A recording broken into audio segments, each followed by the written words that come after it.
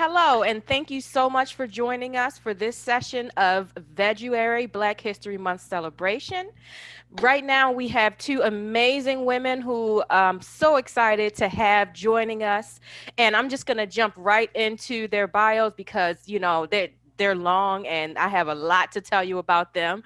And so we're just going to go and get right to it. Danni Gaulden is a plant based nutrition coach, food educator, and author. Her brand, Damn Good Vegan, is an educational platform dedicated to inspiring and encouraging individuals to choose a plant based vegan diet for optimal health and overall well being. She is passionate about making vegan food simple, affordable, and damn good. She provides support and guidance on the principles of plant based nutrition while introducing fun and easy ways to incorporate healthier options into your already busy lifestyle. When you work with her, you will be empowered and equipped with all the knowledge and tools you need to make healthier choices every day. So that's Danni. And I mean, you got a whole lot going on. So I can't wait to get into that. Chef Rain Truth is a passionate vegan chef, vegan lifestyle educator, caterer, and proud mother of three vegan children. Trained as a vegan lifestyle coach in New York City's Main Street Vegan Academy, Rain is very knowledgeable in her artistry. Chef Rain holds accreditations as a nationally certified Serve Safe allergen specialist, nationally certified Serve Safe food protection manager, and certified in the county of Lake and licensed in the state of Illinois and Wisconsin by the Department of Health and National Restaurant Association. Rain has demonstrated her culinary expertise at outdoor festivals such as Chicago African Festival of the Arts, Roosevelt University Earth Day Fest, Blacks and Green, Milwaukee Vegan Fest, and markets throughout the Midwest and East Coast, indoor expos, private parties, elite clientele, and political figures. She provides catering to weddings, baby showers, repasts, and personal chef services, weekly meals to clients, food demos for cancer support groups, teaches culinary classes to children ages 6 to 14 for the Waukegan Park District, and lifestyle coaching for seniors and those that are diagnosed with diabetes. She continues to further her education in her culinary field. Wow, I mean, and that's not even all of it. Like I had to actually shorten Rain's bio. So, y'all can just kind of get a feel for like what is going on with these women. I mean, just impressive, impressive stuff. And so I wanted to talk with the two of you because you are both very, very involved in like crafting amazing plant-based foods. I wanted to talk about going beyond soul food, right? Because like our culture created this idea and this concept of soul food, but it has, such an interesting history to it. And so I was interested in going beyond soul food into creating recipes that feed the body and the soul. And I know that's something that you both have expertise in. So I wanted to first of all ask both of you, has cooking always been a passion for you, or is this more of a recent interest? And I'll just go like Danni Rain and then Rain, Danni, and just back and forth. Okay, sounds good. So yes, for me, I've always loved cooking. Cooking really started for me at a very young age. I started cooking at 11 years old, and that was simply out of necessity because with a working single mother, she wasn't home a lot to prepare healthy or even just home cooked meals in general. And the first 7 or 8 years of my life, I lived with my grandmother. It was me, my mom, and my grandmother while we were in South Florida. And then when we moved to Northern Virginia, it was just me and her. So my grandmother was always cooking like just fresh meals. She's from Jamaica, and we always just had really good food at every meal. So when we moved to Virginia, I was like, what is this? Like microwavable food and takeout. And so I started preparing meals for me and my mother when she was at work. So when she would come home, we would have a home cooked meal together. And from there, I just started to learn how to prepare better because, of course, my first few meals were trash, but I got better. But honestly, it really wasn't until I went plant-based that I found a deeper understanding of flavor profiles and how to put meals together for nutrition and even like putting meals together for like the look of it, the presentation, because we eat with our eyes first. And even though I've always been into presentation, you just get a little bit more fun with it when you have such a colorful plate to work with. So I've always loved it, but plant-based eating, and once I transitioned, it just went over the top for me. Okay. What about you, Rain?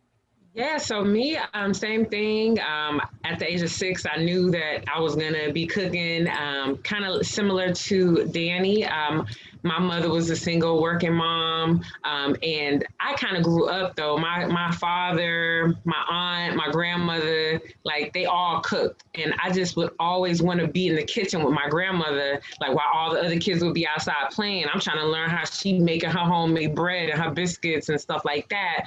And it's funny because I used to sit on the kitchen floor. I used to have a big bowl of flour. I would pour all the flour in the bowl and I would just play in it, you know? And so as I got a little older, like the science behind, wow, I can bake bread with this and I can put a fire out. Like it was just so much deeper than just the surface of, you know what I'm saying? Like flour has these multi-purposeful things that you can do with things. My father was a gardener. Like he was that guy. Like grew stuff every year. And my grandfather was a gardener as well. So I grew up around like fresh herbs and fresh vegetables, and my dad going out in the back and getting watermelon and things like that when I would be with him.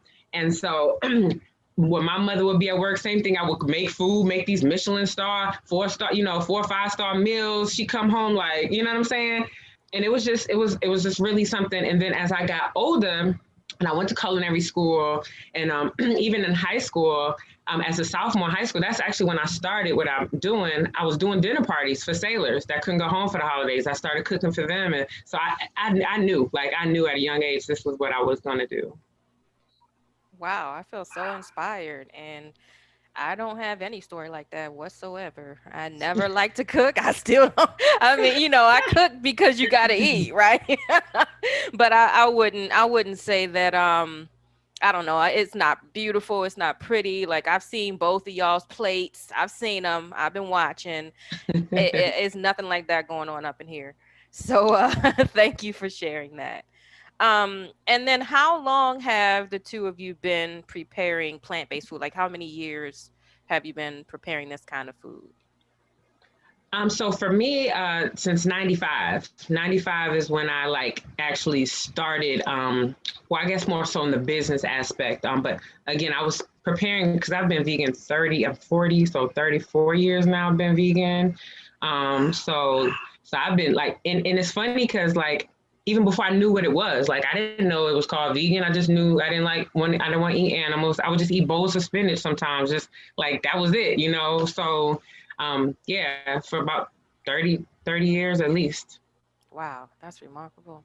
Wow, I'm inspired. Okay.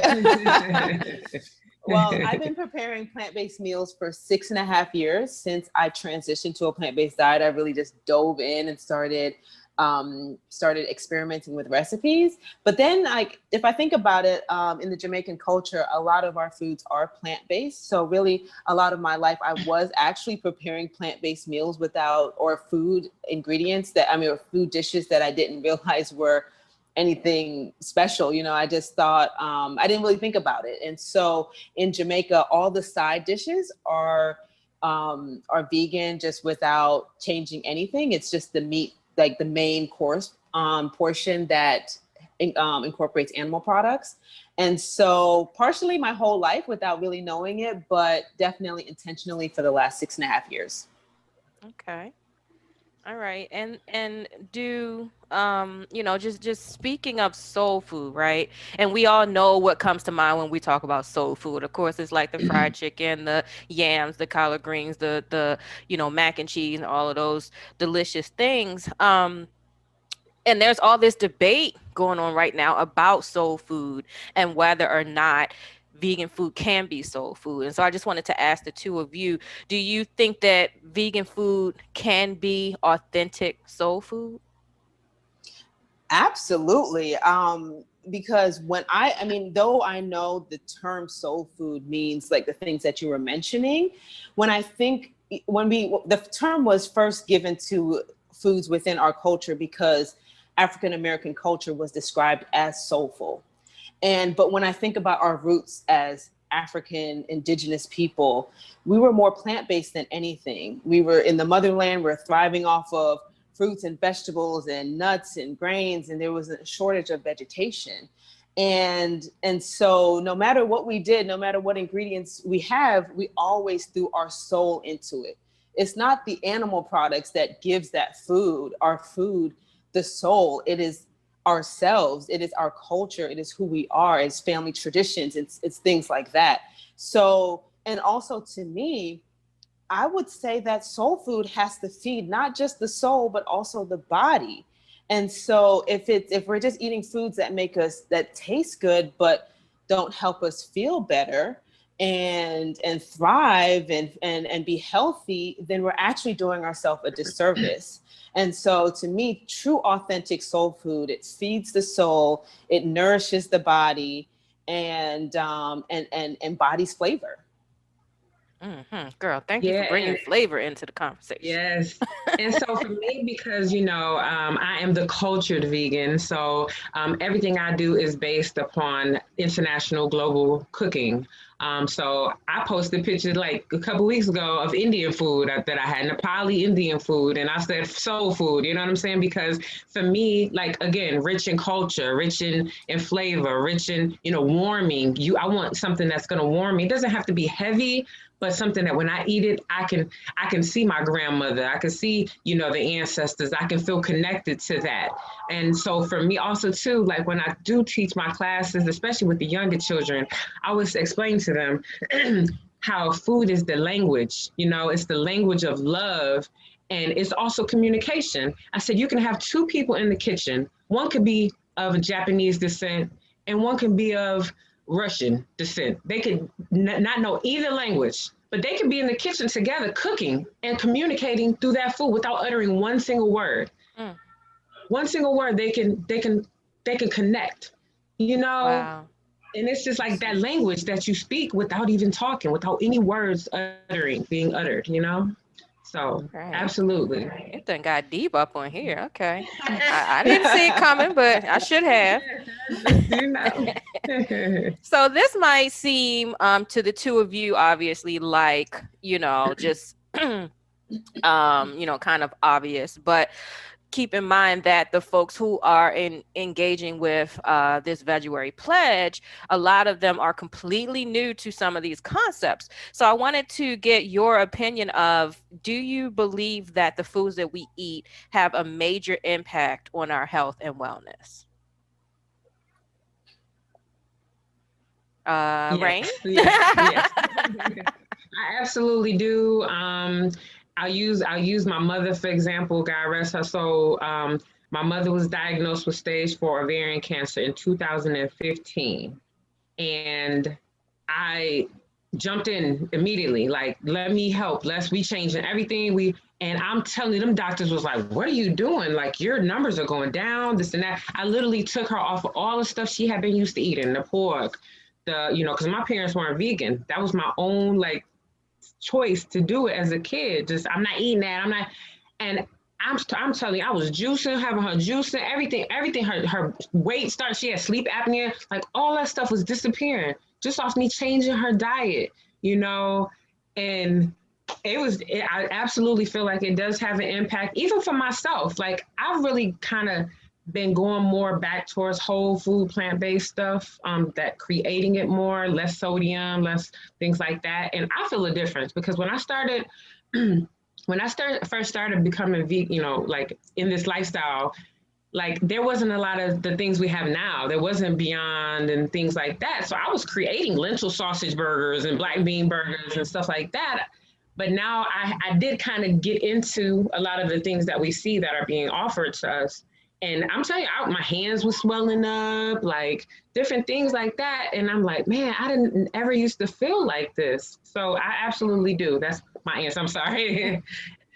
Yeah, and I agree with Rain 100% because what you eat is, or what do they say? You are what you eat. That's right. And just like Rain said, you know, when I first went plant-based, even though it was only 6.5 years ago, even then we didn't have as many options. There was not a Beyond Burger 6.5 years ago, at least not to my understanding. And so I didn't dive into it that way. I really learned to go plant-based and create things from scratch. And I'm so glad and grateful that that was my base, because at that point I was able to be creative and figure it out and still like make amazing meals that were tasty but healthy on the flip side. But then I too at some point got into more of the vegan alternatives, and I noticed I was gaining weight. I wasn't always feeling my best. I also had some health issues. Well, not really health issues, but like I really just wanted to lose weight and make sure my IBS was under control. But when I was eating vegan replacements, I wasn't feeling that. So now, and shout out to my husband, because he's just like, he's somebody who researches health to the nth degree. So every week he's like, yeah, we're not about to eat that no more. We're not eating that no more. And we're cutting that out. And I'm like, yo, what? You know, so shortly after we like actually the week after we got married, because we wanted to enjoy our wedding weekend, we decided to go oil free, gluten free, and refined sugar free, and also low sodium. And since then it's been 4 months of that, and I feel so amazing. I just feel like my health has leveled up. I lost some weight, and things are just really starting to take shape into the health. Like my health goals that I've always had are starting to actually like happen. And it's not just because I eat vegan, but it's because I'm more plant-based than anything. And I've even taken out some things that would be considered plant-based, like oil and salt and all that, and really started to level up on my health. So I'm seeing how the correlation between what I put in my mouth and what I'm eating has a direct correlation with how I'm feeling.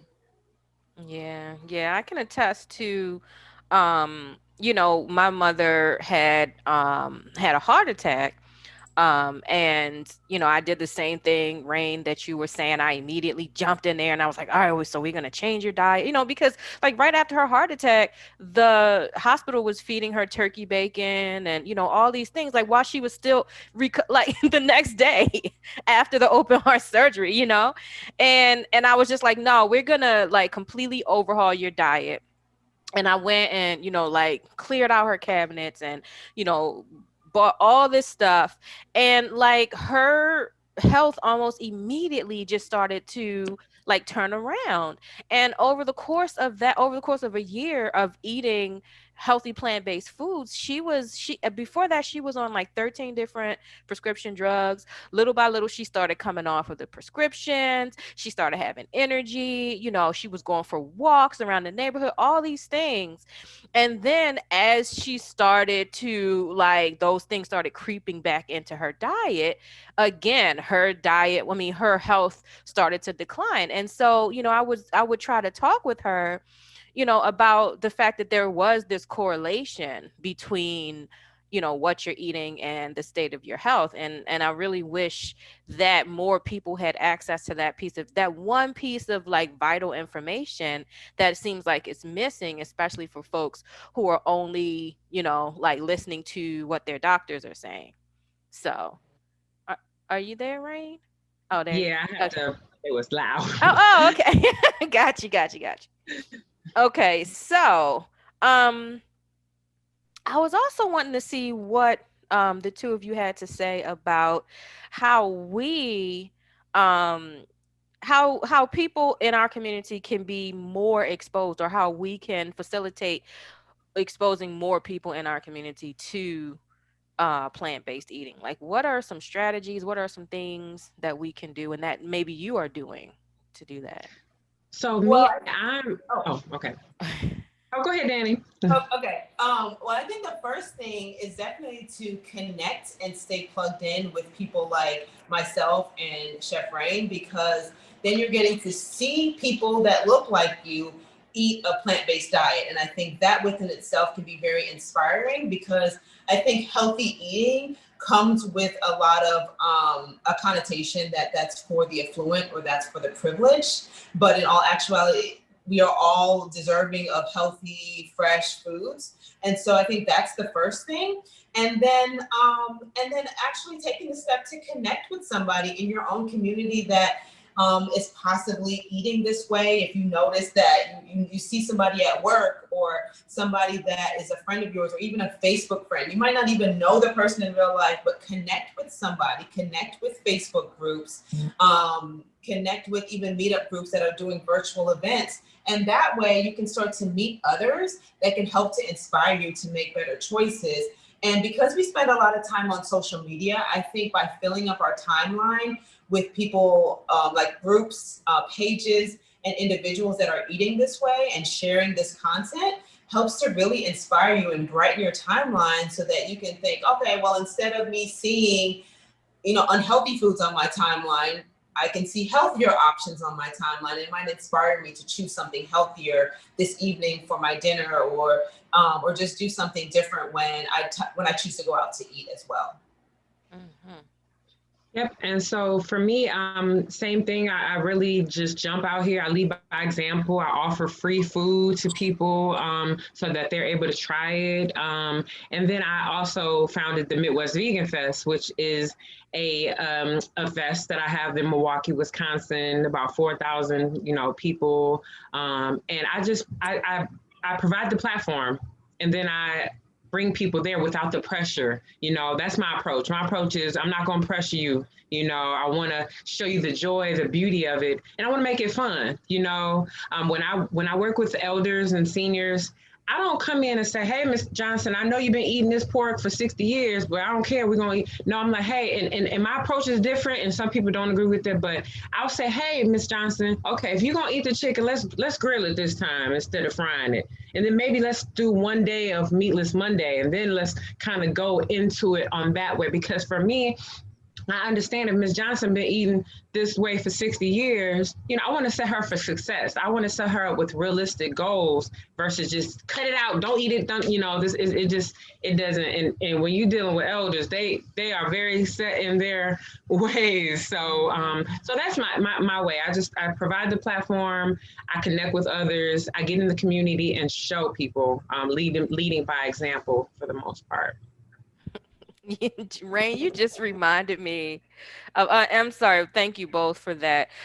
You just reminded me in talking about the elders of this experience I had where I was actually invited out. This was back when I used to be going door to door, doing cooking demos any and everywhere that I could. And this senior home had invited me out to do this cooking demo. And I mean, those seniors, there were probably like maybe 20, 25 seniors in the room. It was like in the little recreation room. And I'm up there and I like made some real simple stuff like a pasta salad. And I made like a curry chickpea dish and, like really pulled out all the stops in terms of like flavor and, texture and everything. And so I get through making like this beautiful, like vibrant pasta salad. I mean, it had everything in it, the red peppers, the red onions, the, broccoli and cucumber, all these vibrant colors. And, I was like, who's ready to try this pasta salad? And this elder in the back said, where the shrimp at? And I was like, oh, and it's sort of like, like you said, these are folks who are used to eating the way that they're used to eating, and they're set in their ways, but they just thought that I was just the most cute, precious little thing, like I'm grown woman, and they're like, oh baby, you're so precious, and yeah, so I was able to sort of be like, oh, we're not gonna do the shrimp this time, but this is good too, like that kind of thing. And it's funny because even like knowing your audience, like, so I did the same thing, and I had vegan on there, but when I changed the wording of it and didn't say vegan, so all the people were coming around, it was like a market, some type of market, but it's from us, and when they coming around, so they were up there seeing the food, I had food out, and then they look down at TV and they're like, oh, like every time. And so I figured out, I'm like, okay, how many of y'all have diabetes? I'm sure one of you know somebody. And then I said, these are diabetic friendly. Oh, for real?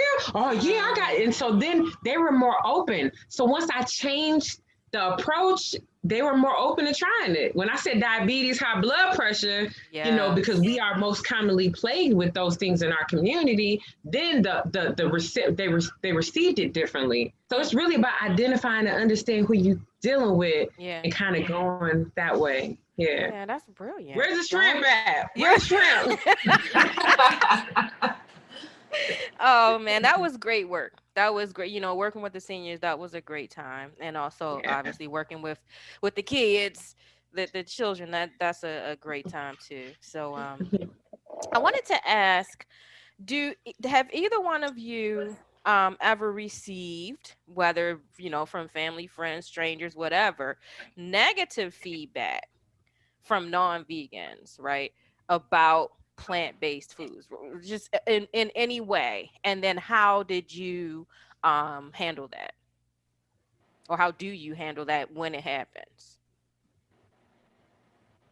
Look like I caught y'all off guard, Danny. Oh, I was No, waiting it's for not her. Rain. I thought Rain was gonna go first. Oh, Oh, okay. I have actually. I had a weekly meal client, and he wasn't vegan. He was just trying to lose weight. And same kind of similar. I made these green beans, fresh green beans. I got out from the community garden and cooked them all. And he was like, "What is this?" I said, "Green beans." He's like, I don't like green beans like this. I don't like fresh green beans. I like my green beans out the can." no. Oh He was, no. he said, "I want my green beans in the can. The ones in the can taste better." And I was like, really? He was he was upset, Mr. Millier. He was upset, and then just other people have been like, "Oh, I can't do vegan food," and I'm like, "Do you eat apples? Do you eat bananas? Mhm. Those are Mhm. vegan." Oh, I never realized. I never thought about it like that. I'm like, yeah. I said, oh, I got one better. Oreo cookies and Cracker Jacks are vegan. They're like, oh, and I'm like, you're eating vegan things every day. You gotta, So, but I have received feedback like, oh, it didn't have enough fat in it, or Mm. like people want a lot of salt. They're used to a lot of salt, so. Yeah, yeah. Yeah, for me, this kind of piggybacks off of what you were saying in the last question, Brenda and Ray, about your approach. So I was doing an event in Southeast DC, and this was a couple years ago, and it was like a neighborhood type of event where, like, a little festival that they have every year. And so the organizer wanted to introduce some healthy options to the community. So we were literally the only people out there. It was me and my collective, and we were the only ones out there that were talking about health in general. They had like a fried fish stand and barbecue and all other things going on out there. So I brought out there like some hummus and some hummus and carrots and celery and vegan chickpea salad, like for like tuna salad and some other things too. But it was just like a very bright and fresh looking platter. And so so at some point I'm realizing people aren't really just coming up to the table. So I started going out to try to offer it. And some people would take it, but a lot of people said to me, "Oh, I don't eat healthy, so I don't even want to try it."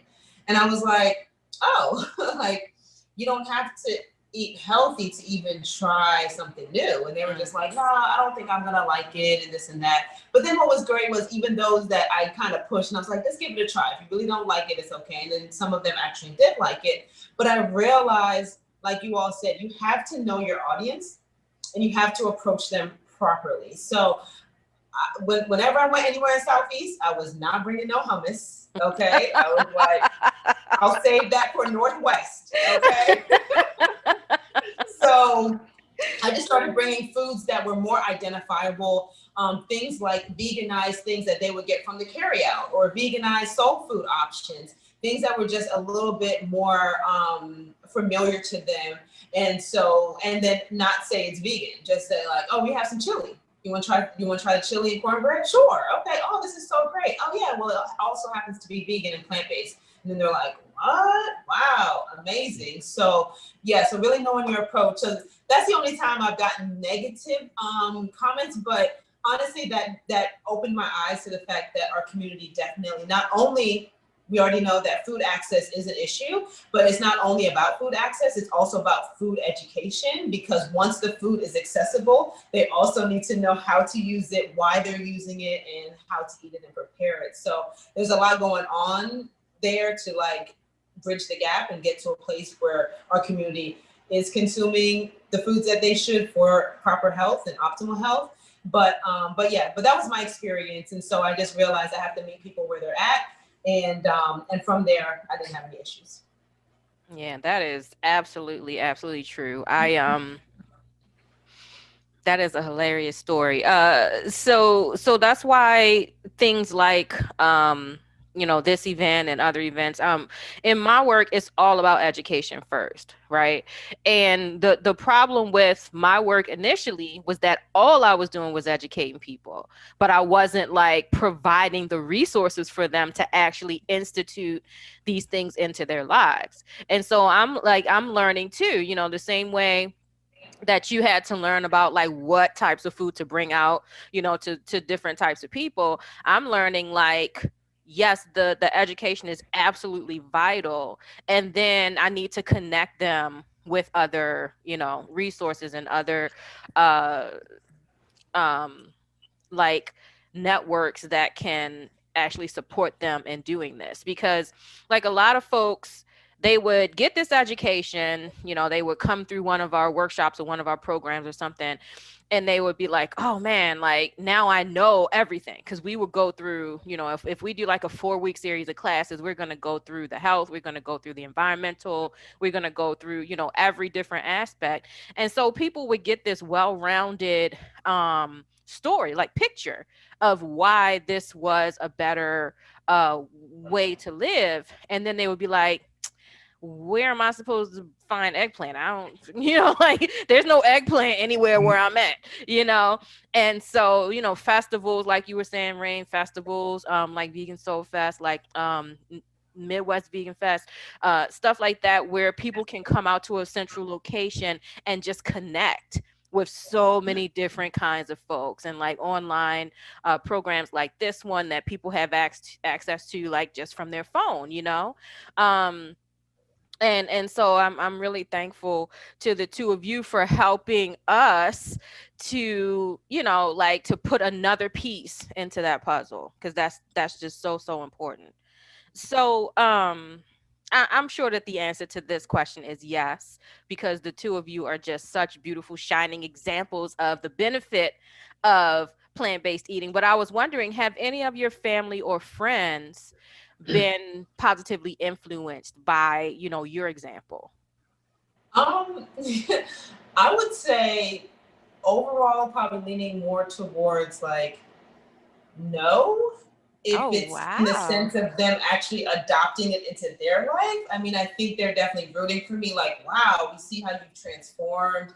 I got one cousin who now uses almond milk, and she does try vegan recipes, but honestly, nobody in my family's really thinking about going vegan or anything like that. But what they do love, they love when I come and I cook vegan meals for them. So, so really it's been 6.5 years, and all the meals that I've cooked for them, they still enjoy that, but they're just like, I'm not really interested in that way of eating because I like the way that I've been eating. And I don't think they really understand the connection between their health and what they're choosing to eat. Because unfortunately, as I see my family members get older, they are starting to develop the typical preventable diseases that we see in our community, but they're not really understanding like this has everything to do with what you're eating. So, but with my friends more so, yes, they are. Some have gone vegan, some have gone vegetarian, some are more plant forward. Even if they are still eating meat, they decide to choose plants more over eating, a plate full of animal products. So, so it's a little bit in the middle, but definitely if I'm showing up with food, they're definitely down for eating They will eat up your food, won't they? it. Yes, they will. Too. So yeah, I definitely have, like I said, my children. I have a 22-year-old, a 19-year-old, and my 5-year-old. And my daughter, the oldest 22-year-old, she definitely she is my shadow. Like everything I'm doing, like she went to school in Iowa, created a full, she turned so many of her friends vegan. They end up, her second year, they end up having a vegan floor in the dorm. So she's really active, and yeah. So I'm like very impressed, very proud. She was sending me pictures of food she was making from the dorm that she would get from D Hall and come back to her room and create a whole. She was selling meals and everything, the Oh, stuff she wow. created. And she's an That's entrepreneur. My amazing. daughter's okay. And my cousin, one of my older cousins, she actually became vegan, and she's actually raw now. So she went vegan, and then even took it further. She's completely raw. She moved down to Alabama and got a whole bunch of land. She's like she really went full force. So her and actually a lot of my family members have even if they haven't become vegan, they definitely have incorporated more veganism into their lifestyles. They've come to my fest to support me, and now every time they find a new recipe, they're sending me inboxes like, look it, I made vegan lasagna. I made, so, I definitely feel, and I think also, like, as she mentioned, as you see your family members getting older and they're starting to pass on, transition, and becoming sick and dementia and all these different things, I really believe people are waking up and they're seeing it. And I think they do kind of see the interconnectedness between like food and like the things that are happening to your body. I think that they're seeing it more. And at first they used to be like, oh, you always posting that vegan stuff on your page and this and that. And now they're like, if I'm not posting for a day or two, they're like, hey, where you at? We didn't see your post. You didn't say what chlorophyll is good for this, like they're looking for that where's the chlorophyll, what you didn't post your chlorophyll water this one, like, so I appreciate that, because sometimes when I do feel down and out, like, man, I'm not making as big of a difference as that I would want to, and then when I get that nudge like, hey, I'm waiting, where's your post at today, then I know that people are watching me. And they And are. Brenda, I would like to add to that because Rain made me think about something. I mean, within my household, absolutely.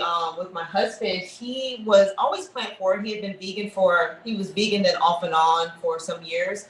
But once we met, he just went fully plant based and has really taken it to the top. Like I said, he keeps taking things away from me, and I'm like, okay. But what is really, really like inspiring are our children. I have 3 bonus babies with my husband, and they are 2 years old, 5 years old, and 7. And prior to me coming into their lives, they weren't fully vegan. Kellen would really just cook for himself and then cook whatever they would eat.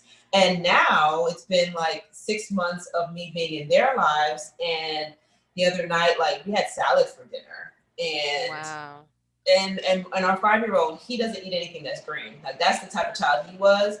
And now he's actually eating salads and asking, like, can I have a carrot for a snack? And he'll just sit there and eat a carrot. This is unheard of from this child 6 months ago. So so they're starting to do that. And then the same 5-year-old, he is very talkative. And so he's definitely not the person to tell your business to, because everybody will know.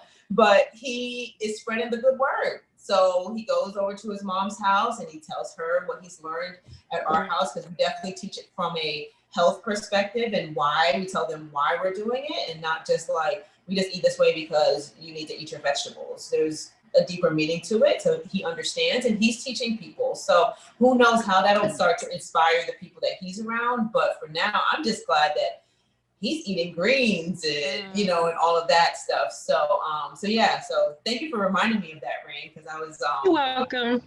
about my babies. Yeah, Awesome. definitely.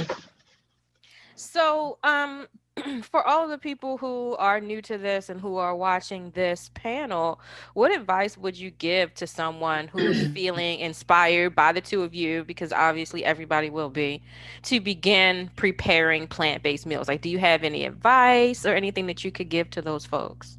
Plan ahead. Okay, so get your meals, get your stuff together ahead of time, make your list, look up recipes ahead of time, print them out, join a couple groups that utilize the resources that you'll be providing them, right? Yes, absolutely. Utilize the resources and the links that we'll be providing, and you lean on your resources, lean on the resources, and be prepared ahead of time. Mm-hmm. Yes, I agree. I love all those suggestions. And I would also add to that with try veganizing your favorite recipes, because if you know, like every Tuesday we have tacos, or I love my mom's lasagna and I always eat it and I don't know if I can give it up this month. Try to veganize it, because what a time to be vegan, because we have a lot of alternatives. We have amazing cheese alternatives. We've got amazing meat alternatives that aren't necessarily like all processed. You can go with a plant-based option as well.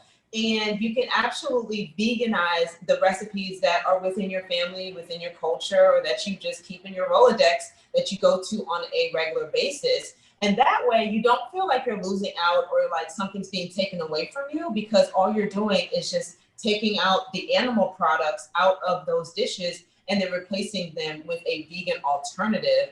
And more than likely, it will come out amazing, because you're still going to have all of your flavor profile in there. You're still going to season it the same way. You're still going to add in, whatever other plant ingredients and herbs and things into those meals. So they're going to give you that same flavor and feel that you are typically going for, but without the animal products. I absolutely agree with both of you. I mean, I've been vegan for 23 years. I still have to plan out my menu for the week. I mean, it just like, especially if you're busy, you got a lot going on, because I will walk around the grocery store for 3.5 hours if I do. I mean, I really like, my mind is just on so much other stuff. And so, yeah, like planning, especially, starting out. And, Danny, to your point, um, we're very attached to food. It's a very emotional experience for us as well.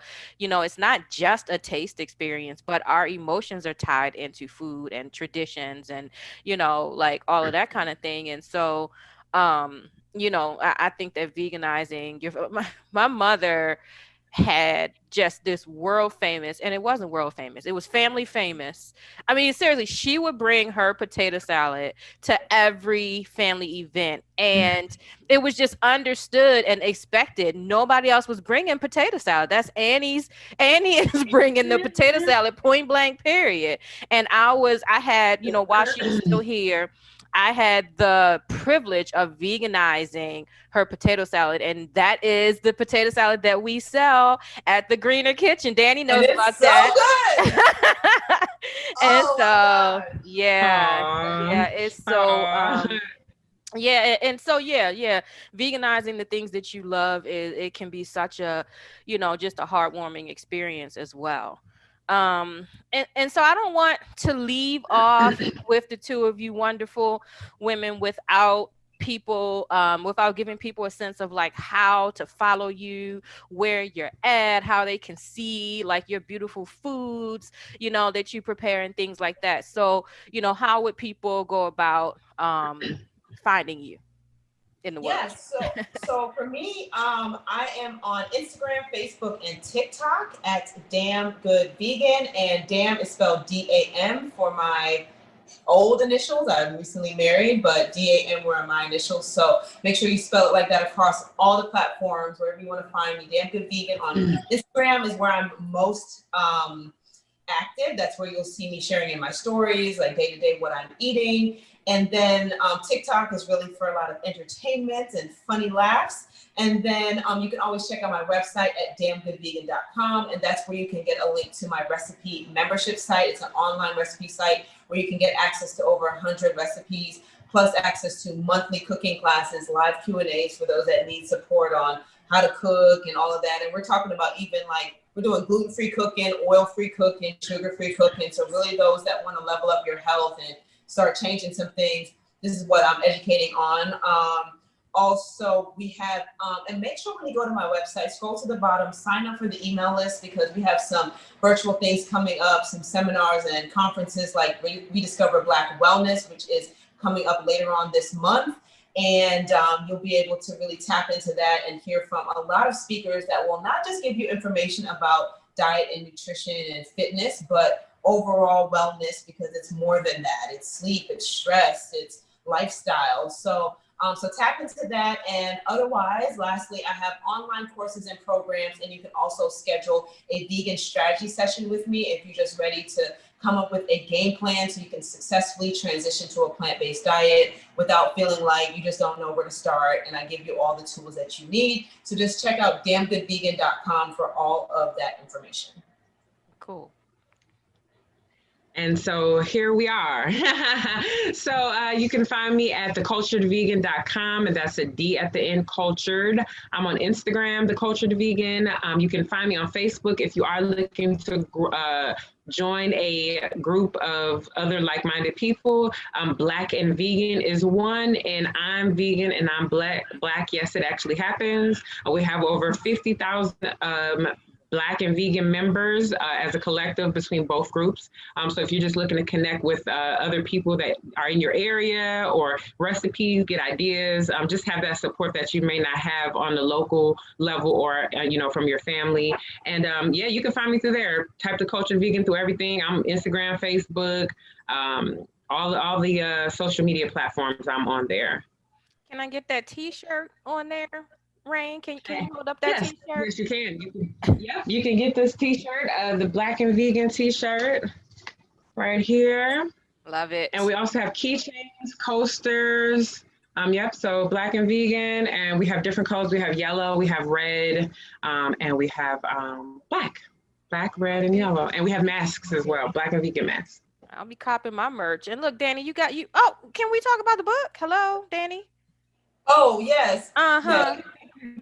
So yes, I have a book, Ready to Go Vegan, a guide for making the transition to a plant-based diet simple, affordable, and damn good. And that's also available on my website at damngoodvegan.com. But it's basically a 30-day guide to help you not only get the info, like there's a meal plan in there, grocery list, and tips to transition, but also a 30-day tracker. So you can start writing down your meals. It'll be perfect for this month, because then you can go back and see, okay, what was I eating this month?